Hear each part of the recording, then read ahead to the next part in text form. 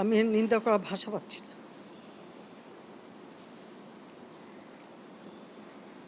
আপনার ধন্যবাদ।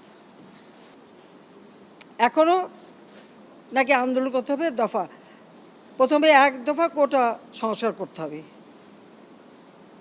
কোটা বাতিলও করে দিয়েছিলাম। আচ্ছা, কোটা সংস্কার হবে, আপিল করলাম, উচ্চ আদালত সিদ্ধান্ত দেবে, সেই জন পর্যন্ত তো ধৈর্য ধরতে হবে। যে কোনো নাগরিককে তো আইন আদালত মেনে চলতে হবে। সেটা না, ওই 1 দফার পরে আসলো 4 দফা, তারপর আসলো 6 দফা, তারপর আসলো 8 দফা, তারপরে আবার 4 দফা, আবার ওই 4 দফাও হবে না, আরও 8 দফা। এইভাবে এমন একটা পরিবেশ সৃষ্টি, আর সেই সাথে সাথে এই ধ্বংসযজ্ঞ, মানে এই ধ্বংসযজ্ঞটাকে সুযোগ সৃষ্টি করে দেওয়া। ক্ষতিকার হলো আজকে মেট্রো রেল